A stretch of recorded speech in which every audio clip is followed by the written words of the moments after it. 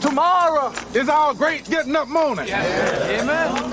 If tomorrow we have to meet the judgment day, Heavenly Father, we want you to let our folks know that we died facing the enemy. We want them to know that we went down standing up amongst those that are fighting against our oppression. We want them to know, Heavenly Father, that we died for freedom. We ask these blessings in Jesus' name. Amen.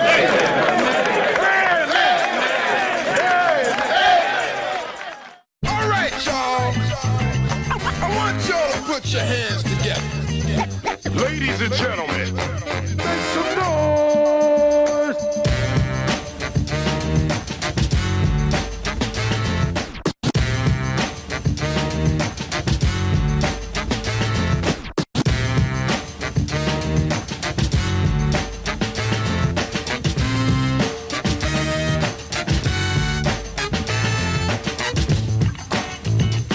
Good evening, and welcome to the Dan Adams Show. This is yours truly, Dan Adams, a.k.a. the Soulful Conservative, the DA, and the Prosecutor. This is another edition of the Dan Adams Show, August 14th, 2017, or 2017, whichever way you say it.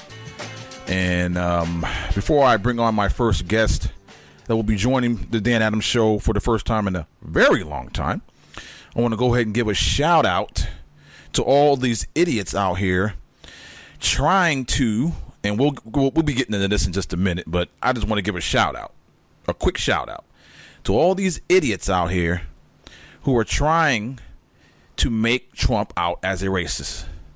I'm sick and tired of it. He comes out now. Granted, maybe he could have handled the whole situation with Charlottesville a little bit better. I think honestly, he should have just went ahead and just came out and said what he said yesterday or Saturday, whenever he said his. So Cole is saying he can't hear anything. Oh, that's right. I got. Hey Cole, I had you on mute, buddy. My bad. Hey, that was my bad. I thought I hit, and it just. I guess it didn't hit it fully. So you can hear me now, correct? I can hear you. All right, cool. So the voice that you hear right now is the all-time millennial. The all-time millennial coming from an elderly gentleman like you, Dan. How old are you now? 20? You're 20, I'm 20, now, right? I'm 20. Okay, so you ain't even hit in the age of legal drinking yet. So please, correct. You're still a millennial. No, I'm not saying I'm not a millennial, but if an elderly gentleman such as yourself, Dan Adams, refers to me as the eternal millennial, I think that generally that's a backhanded. Not even a compliment. That's just backhanded. So we're going there. Okay. All right. That's fine. That's fine. Dan, I'm still mad about the time that you told me that when you were 20, you would beat the crap out of me. So I'm a little uncomfortable. Well, see, there you go. See, we already started, ladies and gentlemen. It's like riding a bike. It's like riding a bike with Cole McNeely. He gets right back into it without, any prodding or pushing or anything. Back in it. Dan, I'll tell you what, Dan. I will bash you all night long, and I will do it. I mean, I'll for you. I mean, that's what it is. It's out of love. It is? No, absolutely, it is. Dan, I didn't realize that being called out on said radio show, aka my show, it's a good thing. Okay, I'm making sure that the audience knows. Gets you. Your backstory. Okay. Well, seeing that you're in such a giving mood, I'm gonna give you the floor and let you introduce yourself. Okay, yeah. I mean, I'm Cole McNeely. I am Dan Adams' #1 fan. I rebranded him as the Black Beauty. That's just one of the many things I've done. I started out with Dan, worked with Dan at We Are America Radio, a few years back, and now I'm doing all sorts of things, but haven't actually done a political talk show in a few months. So this will be, jumping back on the horse type thing. Right. Exactly. Now, seems as if I'm looking at my levels here, and it seems as if that you're not coming through on. Now, let me just verify this before I continue. Those in the Spreaker chat room, let me know if you just heard Cole McNeely. Cole, just start the alphabet up to my letter A, B, C, D.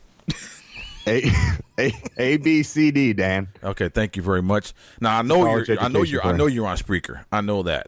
It's just for whatever reason I'm not getting the level on my video broadcast. Go ahead and say something again. Dan Adams, the Dan Adams Show. Is that what we're doing? Very here? weird. All right, just keep talking. You didn't finish your intro. I want some people need to know a little bit more about you so they can. Okay, Rocky in the speaker chat said Cole sounds good. Okay, so we're good there. Of course, I sound good naturally, Dan. I mean, is that even a question? It's whether or not you can work a board, not whether or not I can sound good. It's not about the board, homeboy. So see, I'm on my video broadcast. See, that's not cool. Go ahead and say something again. That's not cool. I'm coming out swinging, Dan. That is very weird. Yeah, you're not coming through on the video. I'd have no idea why. You should be. Well, at least we're on speaker. We're good. I can just re-upload the video with the audio synced up to us. It's no big deal. But let's go ahead and get into it. Seeing that Cole hit me up earlier, and if you don't mind me saying this, Cole, but you said you haven't been following politics for the last few months. Is that correct? Correct. No, I've been doing a lot of work, and I was actually out in New York working at a few radio stations. They're actually music stations, but for the summer, and I've actually launched my own online radio station, and so I have about 15,000 things on my plate, and in general, the toxicity that is Washington, D.C. has turned me off in some ways. I got very tired hearing about Russia every time I turned on the news, so I turned off. I have no idea. Are we past that now? Is that in the past, or are we still talking about Russia? Well, I mean, I don't know, Dan. We're not going to talk about Russia on here. Okay, what are we talking about? Are we talking about race relations, Dan? I think that's always what we get to. Well, unfortunately, with the happenings that happened in Charlottesville. That's what I figured. Okay, now I see that you're on. I had to make a setting change. Now you're. Yeah, I see the level on my video here, so you're good now. All right, now to see if you're that loud, if you're way loud, because it's giving me some hot levels. So go ahead and say something again. Dan, this is such an entertaining show so far. We're just doing mic checks on air. I mean, it's amazing. Well, no, I don't have a problem with it, Dan. I mean, it's your show. Again, it's just if you don't know how to use a board, I mean, that's on you, not me. Okay, you're good. So I'm glad everybody heard that part. Yes, absolutely. Hey, Cole. Hey, we're imperfect beings living in an imperfect world, working on an imperfect machine. So that's just how it is. So let's go ahead and get into the first topic of the evening. And for our second guest, I'm gonna leave a little opening for her to speak on it. But we're gonna go ahead and speak on it right now. And obviously, you haven't been following politics, but I assume you are aware of what happened in Charlottesville on Saturday, correct? I am, yes. Now, what was your first take and what was your first reaction when you first heard what went down? Well, I mean, listen, I think there's a very ugly underbelly in the United States of America, and I think it's a lot of places. One, obviously you feel horrible when this stuff happens. I mean, racism, all that sort of thing. It's awful. I mean, it really is, and it has no place anywhere. But my immediate thought was basically how sad this is. One, that people believe these things, that it happened to these people. And also there's attack from obviously I'm not even going to call these people on the right, from this alt-right or whatever they want to consider themselves part of, on our basic rights, our basic freedoms, trying to shut people down, First Amendment wise. And also it actually reminded me of ISIS as well, believe it or not, because you look at the people and you have to think about, I mean, what mindset do you have to be in to do such a thing? Right. And that's what they always talk about with, when Americans, you have some like random kid from Texas go over to, Iraq and join ISIS. And oftentimes it's because these people are like the outcasts of society. Right. And they want to fit in somewhere. They want to have some sort of cause. And again, it's a horrific cause. It's not a good cause at all. And it's an evil cause, I think, as President Trump said. So, listen, it's sad, it's awful, but I think trying to play a political football with this and trying to say, well, the left and people on the left and all this stuff, just destroys things too. Yeah, I mean, absolutely. I mean, when you protest Ben Shapiro and things like that, and Milo Yiannopoulos and burn down buildings, that's bad. But Right. when you drive a car into a crowd of people because of pure racism and something like that, I think that's far worse and unacceptable in any way possible. Exactly. And when I first heard about it, I was like, first of all, here we go again. And secondly, I'm thinking right out of the gate, Cole, I was already on it. I was like, they're gonna twist this. The mainstream media is gonna twist this, and they're gonna blame Trump. And not even within 15 minutes of them airing the first what's the word I'm looking for, findings as to what went down and what was going on. Of course, CNN being the purveyor of fake news, had to shove a mic in the face of David Duke and Richard Spencer. Now, I was on another radio show the other night, and we were talking about this, and I said basically this was a setup in regards to David Duke and Richard Spencer being there. Because, God forbid, them two being in the same, and I can get why they were there, but the thing is, no one knew about this rally or protest or whatever the hell that went down in Charlottesville until we heard about what happened. Until we heard about the simmering violence and things of that nature before everything went to crap. No one knew about this. So I'm thinking to myself, now, Cole, you probably think I'm crazy about thinking this way. But I said to myself, this was a setup as far as David Duke and Richard Spencer being there. CNN, more likely Jeff Zucker probably flew them in on his private jet, had them ready, raring to go. If something went down, shove a mic and a camera in their face. And then once they get their excerpt from them and their soundbite needed to continue with the craziness that goes on in fake news, they ran with it, and they're continually running with it. And this whole, it was an alt-right, stop. Okay? Nothing about them individuals that put in a permit for this particular protest is alt-right. Okay? They're not conservative. They're not anything. I would ask, are people who consider themselves alt-right even conservative, Dan? I mean, I have no idea even. Well, no, that's my point, though. So, alt-right, I think people throw themselves in the category without actually knowing what it means in some ways. Because, what we saw is part of that alt-right or whatever, you want to, whoever wants to call it what they want to call it. But, I think you're right. I think what the media tends to do is they take an isolated incident such as this and would like to say this represents a larger part of the country than it actually does. Oh, no question. I think this is a very, very, very small group. Doesn't mean it's okay. Doesn't mean it's acceptable. Doesn't mean that they need to be taken care of in one way or another. I don't know what it is. This was by definition terrorism. Domestic terrorism by definition. Right. Listen, this isn't something to laugh about or try to play, political football with. Terrorism is terrorism, and be it white people, black people, or any other shade, it's evil. And it's unacceptable. And, Trump got a lot of slack for his response to it. And I do agree that you need to be a little bit more harsh on it. He kind of doubled down on it today. But, Dan, I would just wonder, I want to ask you this. You're a black man.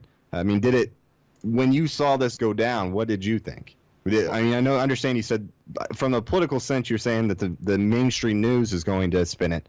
But from a personal sense, what did you think? Well, first of all, like I said, I didn't even know about this particular rally, protest, or whatever you want to call it, that was going down in Charlottesville. I didn't even know about it until I heard what happened.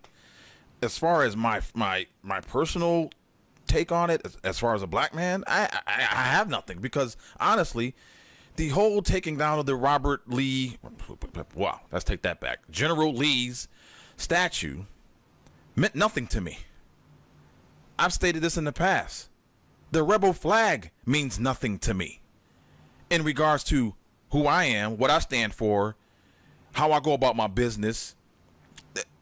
People can in whatever realm of support, background, family, whatever it is, in regards to your support for the rebel flag and General Lee and anybody else. And when I think of General Lee, I think of freaking what's the name from Dukes of Hazzard, to be honest.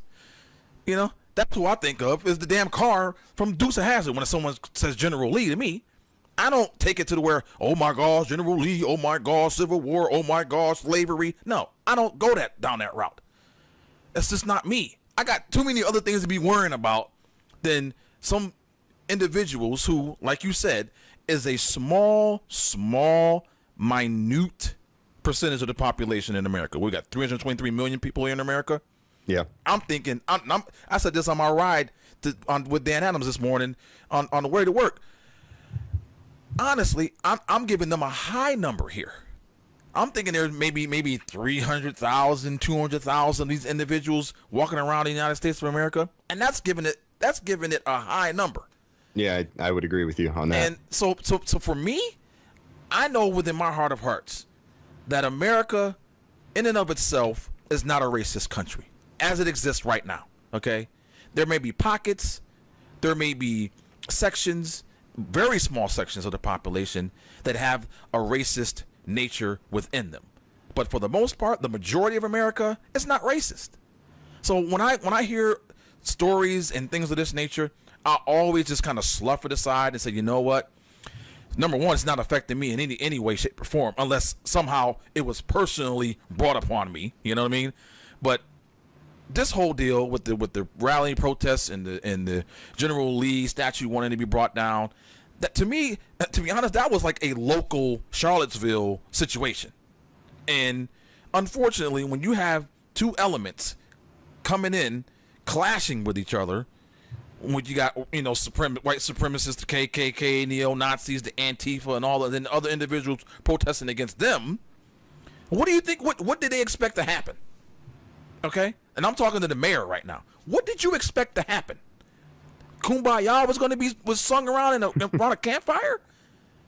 And from what I'm reading, Cole, and what's boggling my mind once again, is the police coverage. My thing is this: you look like I said, I wasn't there. I'm not part of the police department, so I don't know what the strategy was or what was supposed to be put in place in regards to making sure it was a safe function. But to me, it seems as if I was checking footage earlier when things were popping off and cops were just kind of mulling around until they actually saw somebody getting beat down is when they stepped in. But then when this car rolled out of nowhere down this alley, I'm thinking to myself, first of all, I don't know how it is in where you're from, Cole, but here in Pittsburgh, when something like that happens, especially down in downtown Pittsburgh, streets are blocked off, alleys are blocked off, only a certain segment of the downtown driving area is available to the public, and it's shut down. There's police at the barricades and everything. So how did this, like I said, I'm just speaking out of the side of my neck right now, but how did this individual get in this car, come through that alley freely, and then blow down the street, chopping people up, and then eventually, unfortunately, taking the life of that young woman? How did that happen, Cole? I mean, listen, I think, there are a lot of unanswered questions to all this stuff. So I do think one thing I think you said that was right is the kumbaya, whoever, because, it's going to be chaos. Of course it's going to be chaos when you have these two groups coming together. I mean, something bad is going to happen, especially with the nature of white supremacist groups and that sort of thing. Mm-hmm. Yes, I think the police department should have probably been more prepared, but at the same time, hindsight's 2020. Mm-hmm. So, it's very easy for us to sit in front of a microphone and say, well, they should have done this, this, and this, when at the time they may have thought they had everything covered. It's similar to something like JFK getting assassinated. It would be, it's easy to say, well, why didn't the police and Secret Service and everybody have everything covered?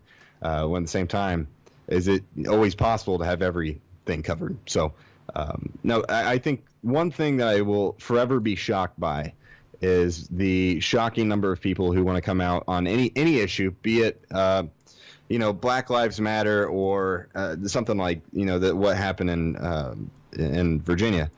They like to take this and say this is what everybody stands for, that these people may align themselves with. Right. Because it's like David Duke, it was like said Trump was was great and he loves Trump and blah, blah, or whatever during the general election. But that doesn't mean that Trump stands for the same things that David Duke stands for, exactly, or anything like that. I think there's a lot of things that people like to say, guilt by association type thing. But I feel the same way about, when the Black Lives Matter things that get out of hand. You have people who are oftentimes not even from the area that just go, they want to create chaos. Mm-hmm. They start burning things, stuff like that. But I don't think that represents everybody or the majority of people who identify themselves as part of the Black Lives Matter movement. But there is a portion of it that is that way. And, you know, one thing that everybody has to do is call out evil and call out crimes and call out bad things in this world when it happens, no matter who does it. And I think that's what, that's what is an issue now, is that we have the double standard for everything. Right. And Dan, I think we've talked about this before, but, you know, race is always such a tough issue to talk about because everybody has their personal experiences. Right. And like I always say when I talk about it, I mean, I'm a white guy from southern Indiana. So, I mean, that's my perspective of what I'm coming from. Right. You know, I'm from the North. Racism was never a prevalent thing in my life for anybody around me or, you know, at all. So, to know that there are people like this, that may be true. I don't know. You know, I'm not from Alabama. I have no idea if that's more commonplace, but I can just say that from my experiences where I'm from, that this is in no way indicative of a larger problem in America. You know what I mean? No, I totally agree. And just to camp on that, as a black man, I hate to keep even saying that, but as a black, I know because obviously if you look at me, I'm a black man. But as a black man in America, you know, I'm never in a space where I have to either defend actions within the black community or go all out and be in support of actions within the black community. I'm 44 years old. I've been through some stuff. When I was younger, I was a knucklehead, did things that I'm not proud of. But as I've grown, as a man, getting married, having kids and things of that nature, obviously, and doesn't happen with every man, whether it's a black man, white man, Asian man, or Hispanic man. But when you get married, when you have kids, your whole perspective on life just changes, completely changes. And for me, my number one goal is my number one thing is my faith. Okay, everyone knows this, you know, and I fall short just like everyone else, but I know where my strength comes from. Okay, secondly is my family. I will lay down my life for my family, no question. After that, everything else is just put in a row where I'm black, I'm American, I'm this, I'm that. Now, obviously, my conservative views are very dear to me, but as a black man in society, we all know, unfortunately, that me being a black man and being a conservative is taboo. And I've been called every name in the book, but I don't really care. You can call me any name you want. You know, I'm gonna call you Jeff. Well, I had a good Jeff Veach. Remember, I had a very good friend named Jeff Veach back in the day. So yeah, if you want to call me Jeff, that's fine. But no, call me Dan. Thank you, Cole. You just said I could name any name. You did, Dan. You literally just said that, Jeff. Okay, well, put it this way: any disparaging name is not going to affect me. How about that? Is that better? Do you consider Jeff as a disparaging name? No, the Jeff's fine. Okay, I'm talking about, you know, being called the N-word and being called a monkey or an ape or stuff like that. You know, Cole, I hit you hard with some stuff right there. So just, you know, are you okay? How about this weather, huh? I mean, it's can't say that to a white guy and expect a response. Well, see, Cole, can't be like, oh, you know all these racist things. Like, no, Cole, you gotta understand, we're friends, so I can say stuff like to you. I can, you know, because I know that you're not gonna take it in a certain way. So it's all good. It's just I just wanted to give the example to the audience out there of, you know, what would cause me to, you know, have conversations with individuals that would ended up having a dirt nap. You know what I mean? So just wanted to, you know, state the facts as they are. But whatever you say, Jeff. As I digress and get back to the topic at hand, in regards to once again, we should have like a little I do have a sound effect, I just can't find it, but you know, every time I say me as a black man, but anyway, I know you pretty well, so I know you probably hate doing that. Yes, but it's just it's not Well, it's just from the reason I ask it and the reason I think it's valid is because it's more about a perspective. Do you know what I mean? Right. Versus aligning yourself as being black first before American or something like that, because I think that's often what happens. Oh yeah, no question at all. And I'm not an idiot, Cole. I'm not a dummy. I know that. I know the day and age that we live in now, and especially now with the hypersensitive nature of individuals, certain individuals walking our country and the world, for that matter. I get it. I get it. Where individuals are gonna, automatically, it's nature. You see a black person, okay, that's a black person. You see a white person, that's a white person. You see an Hispanic person, that's an Hispanic person. You see an Asian person, that's an Asian person. But the thing is, once your mind comes to that particular realization, do we harp on it? I don't. I go about my business. I don't know, Dan. I did sit there at CPAC 2 years ago and just in your ear every 5 seconds being like, dude, Black Beauty, it's brilliant. So I guess I'll go with what you said, but sure. The weather, right? Exactly. Sunny. Is it sunny there? Yeah. Actually, no. It was partly cloudy, partly sunny. Partly cloudy? No, that's good, man. Well, the funny thing is, I can get kind of tan, so I feel like I can have a little bit more flexibility on this topic. Okay. Yeah, no, that's how it works, right? Can I just identify myself as black? Is that the 2017 thing to do? Well, you know what? Seeing that we're in the state that we're in regards to society, it seems as if you can do that and get away with it. I want to identify as like a fridge, so I'm always seen as super cool. You know what, ladies and gentlemen? Isn't that clever? That is very clever. Very clever, Cole McNeely. That was very nice. Did you like how I just completely dodged your whole I even forget what you said. And I know you dodged it, and that's fine. Such a great politician. Like, no, listen. No, listen. Well, it's funny because it's like, yeah, we don't focus on it, but I think there definitely is a certain amount of racism that does exist and that sort of thing, and but it's not something that I see every day, and I think it's few and far between. Mm-hmm. And I think there are people who deal with it, and for those people, I feel awful.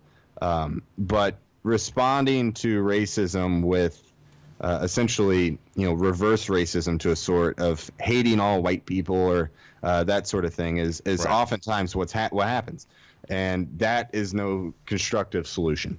And I'm glad you brought that up, Cole, because it seems like within certain pockets of the black community, you can't win.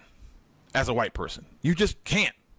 I mean, no. you cannot have one racist, prejudiced, bigoted bone in your body, and somehow, in some way, in some pockets of the black community, you are viewed as a racist. And for the life of me, I cannot understand that.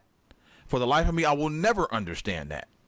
And for individuals that personally know me, I'm married to a white woman. I've probably said it several times on my show. What? Yes, I am married to a white woman, a Caucasian. Jeez. We've been married happily for 19 years now. Well, about to be 19, 19. 19 years coming up next month. Yeah. I'm telling you, you're old. You're losing it. Yeah, I know, right? Dementia or something. Something like that. So, so here we have a situation, ladies and gentlemen, where we have Cole McNeely, a 20-year-old millennial, all-time millennial of all time. And he can't win in certain segments of the black population. And I know, Cole, he doesn't have a racist, bigoted, prejudiced bone in his body.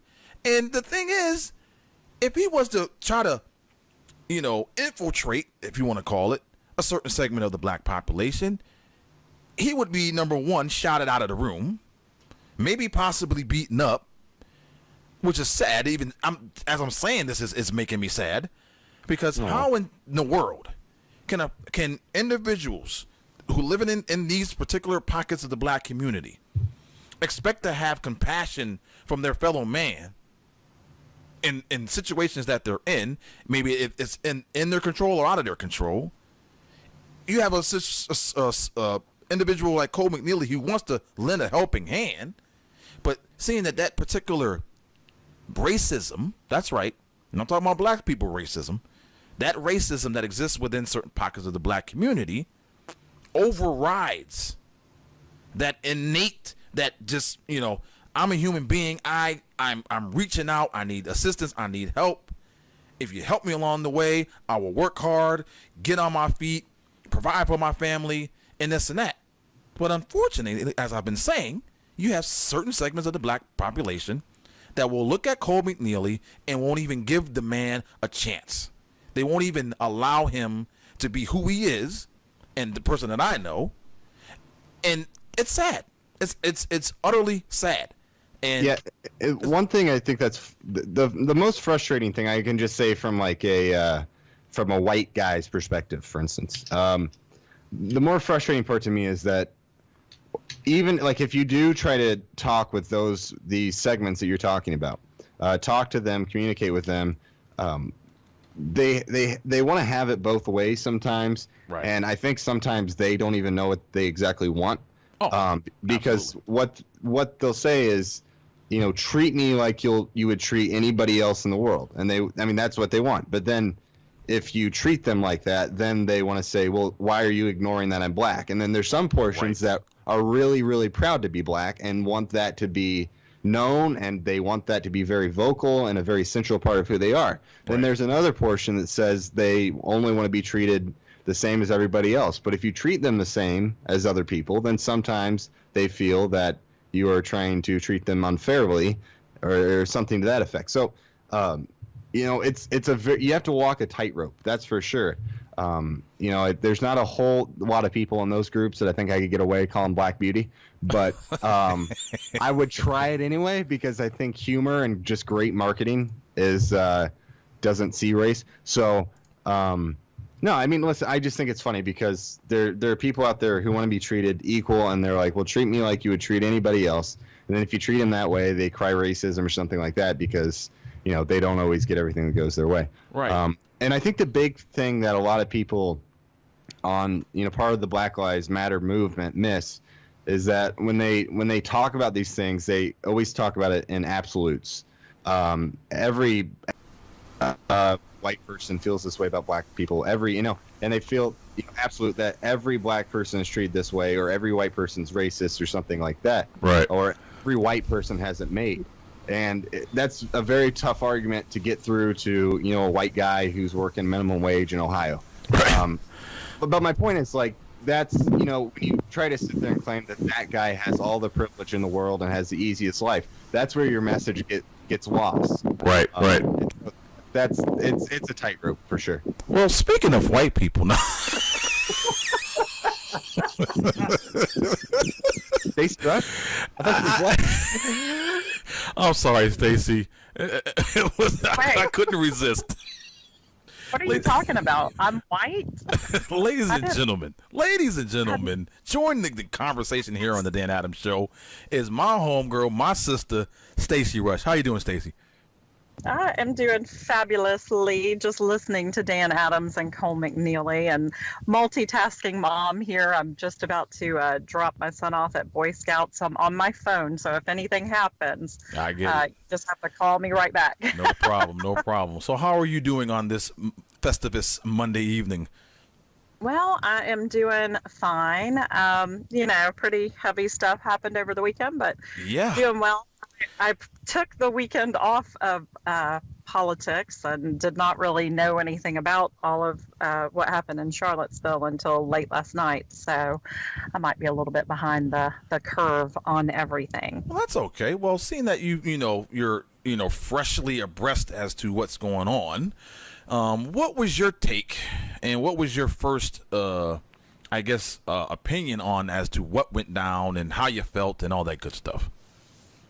Well, I think the first thing first and foremost, obviously, the loss of life of that young lady is awful. And so that's the first and foremost thing. I'm so terribly sorry that something like this occurred. It doesn't surprise me, however, that something like this occurred, given how things have been going over time since Donald Trump was elected. And I think the first thing I felt, to be honest, was surprise. And I'll tell you why. And that's because originally, when people started first using the term alt-right, it was, in my opinion, meant people who were willing to go straight at Democrats using their tactics like they have on us for decades. People like Milo, people like Nigel Farage, and the Brexit kind of things, utilizing tactics that they have where you're not just going to sit down and shut up and accept the argument, right, or the question, or the premise of the question that the quote unquote mainstream media is putting at you, that these people will they will question you, they will go after you, they will use humor, they will try and reach out to people like Cole and his 20-year-old self. And so I guess I was surprised because I hear alt-right and that's what I think about, because that's the first time I've ever heard anybody kind of use that term, was somewhat in relation to those folks, whether or not they considered themselves alt-right. That's just what I've always thought about as the term. And so surprised, because I'm like, this isn't like them, right? They're not filled with hatred. They're not racist. They're not out there perpetrating violence on other people. And so as I was learning more about it last night, I realized, oh, this isn't the same group of people. These are actually neo-Nazis. Right, who, right. So it's not the same group of people. And I think that it's unfortunate because that term has been used to describe people on the right who I consider somewhat effective in their messaging, of what they believe. And so I was shocked and surprised, but then not when I found out it was a whole nother group of folks, and probably a group of folks that would have been, quite honestly, small, had this not, turned into some sort of clash of the titans between Antifa and this ugly group on the right. It had this, they went through, got their permits. Had they been allowed to do whatever stupid thing they were trying to do in Charlottesville, I'm not even quite sure what they were doing, maybe protesting the taking down of certain statues or what have you. I don't think it should have gotten quite as out of hand as it did, and I think it's extremely unfortunate that it did. Yeah, I like I was telling Cole earlier, I didn't even know that this rally, protest, whatever you want to call it, was even going down until I got news excerpts about what was going on with the lower level simmering of violence that was happening, until the unfortunate incident with the idiot that and I'll tell you what, Stacy, I just don't understand people. I don't. I know there's some mentally ill individuals out there, but I still just don't get how this individual, and this younger man for that matter, even he's not, he hasn't lived life much to come to a conclusion where he's just going to get in a car, drive to a rally, and roll down some alley and start knocking people over like bowling pins. I mean, and I think it has a lot to do with what you were talking about with your faith, and that is a lot of young people these days don't have any, and I don't mean that to be disparaging towards young people. I think it's been going on for generations, and I think we've dehumanized people. We've dehumanized people in so many ways, right. Not just for lack of faith and seeing us all as the human race, right? But also with technology. I mean, kids these days don't even speak to each other. They talk to each other on the phone when they're in the same room with one another. Right. So, and then you look at the left and the right, who dehumanize at times the person that they're having an argument against. And so then I can see how this happens, because you don't see them as human beings anymore. Right. And Cole, if you want to chime in on this, I know we've been talking about it, but Stacy took it to another avenue in regards to the younger generation that's coming up. You're a part of it. What do you think going forward?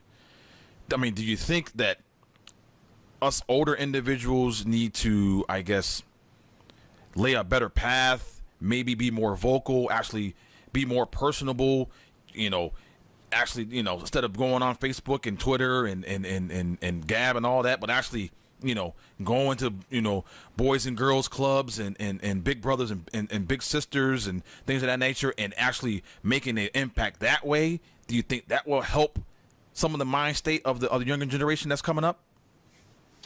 Yeah, you listen, I think human interaction will always defeat human interaction via technology. So I would say yes. I've always been a big proponent of community involvement, that sort of thing. I think I think they always say politics is local. I think any type of growth, be it maturity-wise in young people, is local as well. You can only do so much from a federal level or from a grand scheme. I mean, the President of the United States, for instance, can have an influence on things, but ultimately your high school basketball coach will probably have a greater influence on you and your day-to-day actions than Donald Trump will. Right. So. No, listen, I've always been a big proponent of community involvement and that sort of thing. And actual community involvement. I'm not referring to, Barack Obama, making money off of doing, community organizing type things. Like I'm talking on a personal level where you have a connection with a younger person who is struggling. And I think that goes a long way, especially because, we have seen suicide rates and that sort of thing go up as well. With social media and that sort of thing, there's a lot of people who feel like outsiders, and they may be part of a group that has always felt like outsiders pre-technology and everything, but now it's so exacerbated because of the technology, and there you have cyberbullying and that sort of thing. Right. So, I mean, listen, I think there's a lot of different ways you can go about it. I think, again, just one-on-one, creating that connection, I think is very important. And I'm glad that we're talking about this because I think maybe about a month or so ago, I got called out on what we're talking about right now in regards to, well, what are you doing in your community? And it kind of hit me sideways. I'm thinking to myself, man, never thought about it that way. I'm thinking the stuff I do on social media is adequate, but actually, no, it's not. I mean, you can reach a certain audience and get that technological feedback, as Cole was saying. But if you don't get down into the trenches, go into your community and help out where there is help needed, then this is fruitless, coming on air and doing these things unless I'm actually walking the walk and talking the talk. You know what I mean? So I'm glad we brought that up because, a lot of things I'm searching within myself and trying to figure out what I'm going to do going forward to be a better individual to my community. And I'm not just talking about the black community. Let's just throw that out there. They may be a part of it. I may, laser in on some things within the black community, but I'm talking about the human race community. And if there's a need that I can fill or time that I can put in to my worldwide community, not even just here local. I mean, I had a situation where a coworker was talking about her daughter going overseas on and doing a oh my gosh, the word is escaping me right now. Mission trip? I'm sorry? Mission trip? Mission, thank you. She was on a mission trip. And I was thinking to myself, would I ever do something like that? Would I ever, allow myself to, get in a mind state to where, okay, everything that I'm about to do is not about me. Everything that I'm doing and what I'm about to do is for someone else and their well-being. And I'm thinking, am I at that point? I don't know. And I'm being honest. I was talking to my wife about it the other day. It's like, if we won the lottery, shoot, the Mega Millions is over 300 million. The Powerball's over 300 million. And I'm thinking, if we won either one of those, what would we do with that money? And you can send a check my way. I mean, I'm a young child in need. It's a bad economy. A college degree means less nowadays. I'm invest in a child's future, Dan. Okay. And specifically one of Irish descent from southern Indiana. Cole's telling you how you can reach out to him now through you're lottery. reinvesting in the community of America and reinvesting in young people. I mean, it's exactly what you're wanting, right? Hey, put it this way. I already, like I said, me and my wife, we always talk about this. We even watch those stupid shows about lottery winners and what they do with their money. and the dream houses that they buy and stuff like that. Yeah, we get down like that. And then go bankrupt in two years. But no, we seriously have serious conversations about what we would do with what kind of money. And there are so many things that I would want to do and would do if I had that kind of money. But as I digress, and this is like a bringing it about round the corner back to the discussion of Charlottesville and the situation where, okay, me and Cole were talking about Black Lives Matter a bit earlier, Stacy, and we were talking about how Cole was like saying, well, how is it that we have a situation where you have these Black Lives Matter rallies and protests and all these elements from outside are coming in. Half of the community that's in that community ain't there. It's just these freeloaders or paid people by George Soros coming in and causing havoc. And I'm thinking to myself, it's crazy. Oh, go ahead. No, go ahead. No. I agree that it's crazy. I don't understand how it happens, but what I feel like is happening, and this is an opinion, not based on research or fact, but it seems to be quite organized. Like I said, this Charlottesville thing, I mean, we're all pretty active in social media. It wasn't on my radar. I had no idea it was happening. Nope. And so, but the Antifa folks did, right. And suddenly they get hundreds of people out there to counter protest this small protest by a bunch of yahoos in Charlottesville. I don't know. It feels completely organized. Yeah. And it's quite unfortunate because that is one of the bigger things that I don't know if you guys talked about earlier or not, but the thing that concerns me about it is that it's an attempt to quash free speech. I mean, these losers who were protesting the removal of these statues, they got their permit. They had the right to assemble there to do what they were going to do. Right. And then you have these protesters who came in, and my understanding is that then this rally or what have you that Unite the Right was doing was canceled, and then that's when the havoc began, right? Because they started pushing the two crowds into one another. My concern is that you look at things like this, and you look at things like what happened with Ben Shapiro, trying to speak. I mean, Ben Shapiro of all people, give me a break. Right. And Milo, out at UC Berkeley and the riots that happened there, my concern on both sides of the aisle is that this quashes free speech. When have we gotten to be a society where you can no longer hold a rally with like-minded people to discuss whatever it is that you want to discuss in the United States of America without having hundreds of people show up who aren't even from your town to shut you down? I mean, that to me is the bigger issue with this, and I mean no disrespect to God awful violence that occurred at this rally in Charlottesville, but I think that we're really in a dangerous time where if you don't agree, you are now going to be silenced, and I don't like the way that the path of that entails. Right, and to be honest, Stacy, my mind went to a place where I didn't want it to go. And I was thinking to myself, this was this whole rally, this whole protest, this whole bringing these groups together was just a complete and utter setup.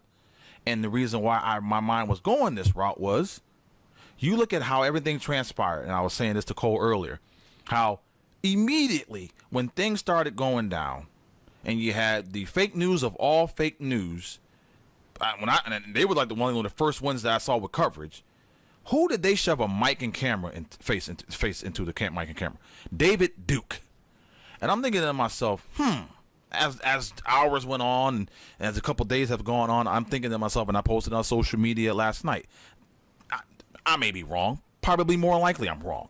But I'm just thinking to myself, this was a setup to, number one, stoke the racial fires, because obviously the lamestream media, the liberals and the Democrat Party in America are realizing, and Cole, I hate to say it, but I have to bring it up, this whole Russian collusion is coming to an end. And they're not going to have anything on Trump in regards to that. So they have to find, manufacture, and do something to bring President Trump down. That's right, President Trump. I'm getting sick and tired of these individuals just calling him Trump or Mr. Trump. No, he's President Trump. Well, and I'll have to say, you would have been very disappointed in me during Barack Obama's presidency, because I don't think I referred to him as President Barack Obama. I chose to call him B.O. From the time he was inaugurated. But I don't know if it was...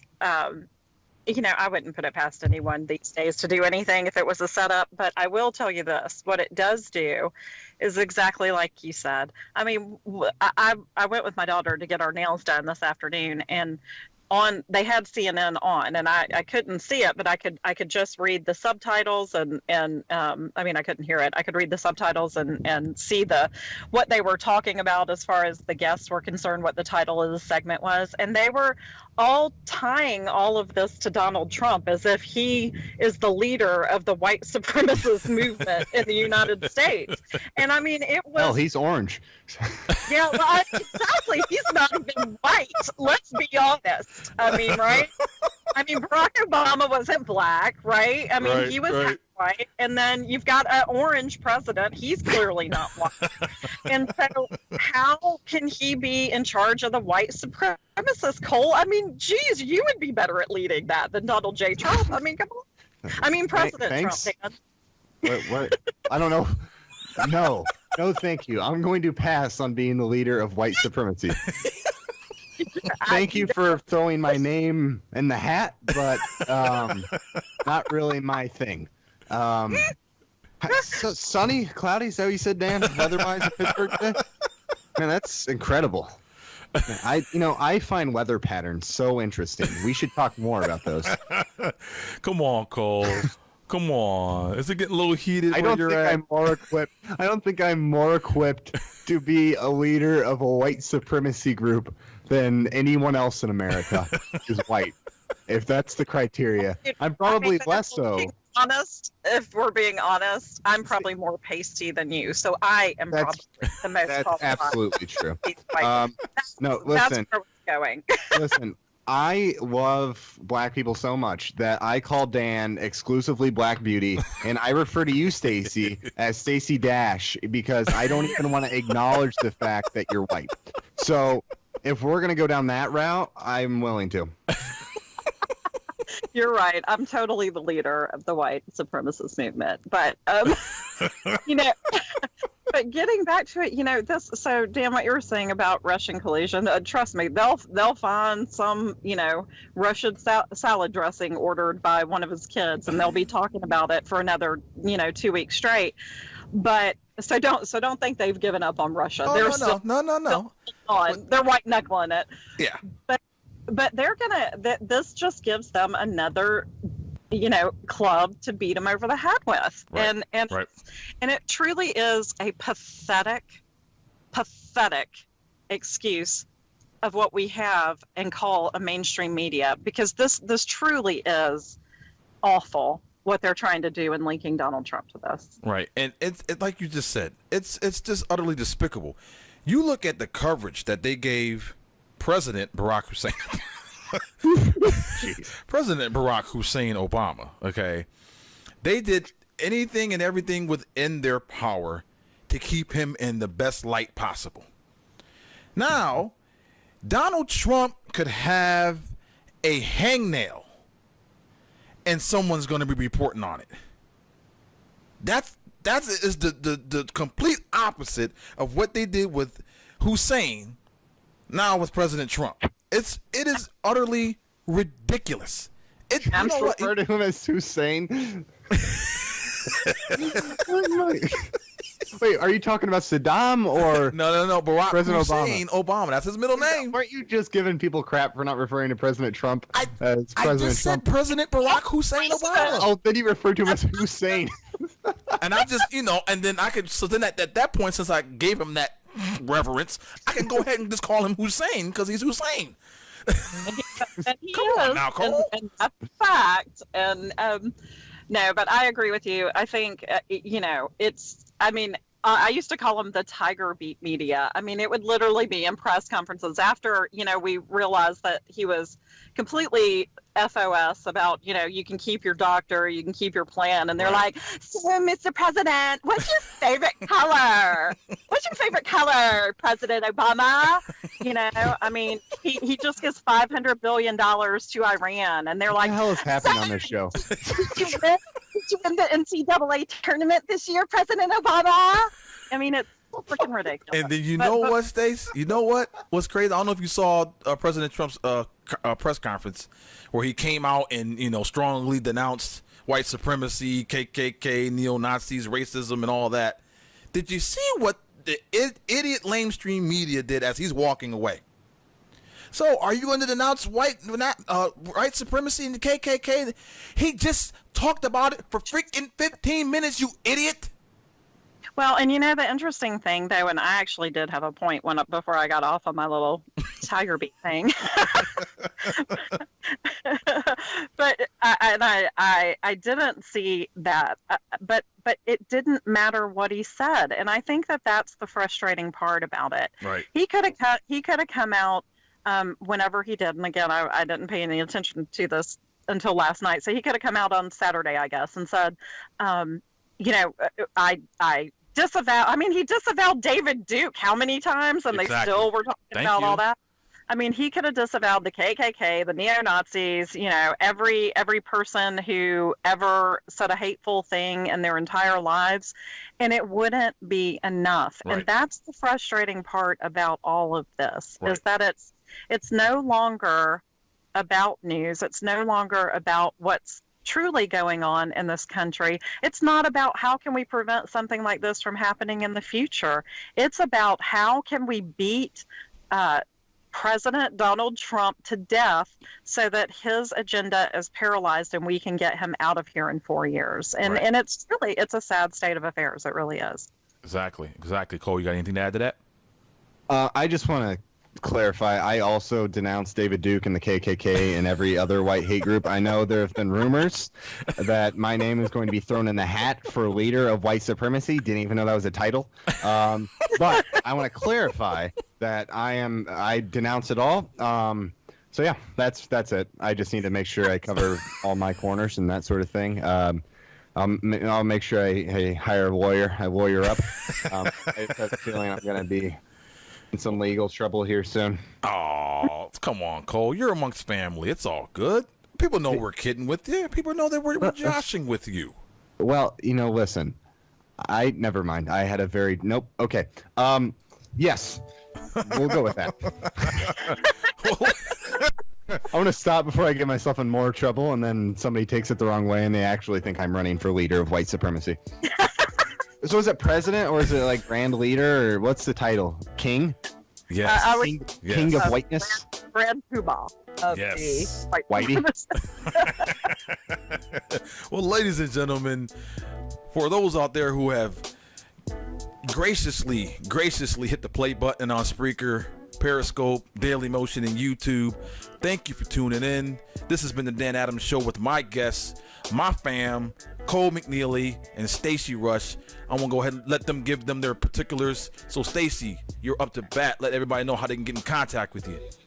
Yeah, all I can say is I miss the two of you dearly. We should do this more often. Yes. And you guys I can disagree. You guys can reach me easiest on Twitter.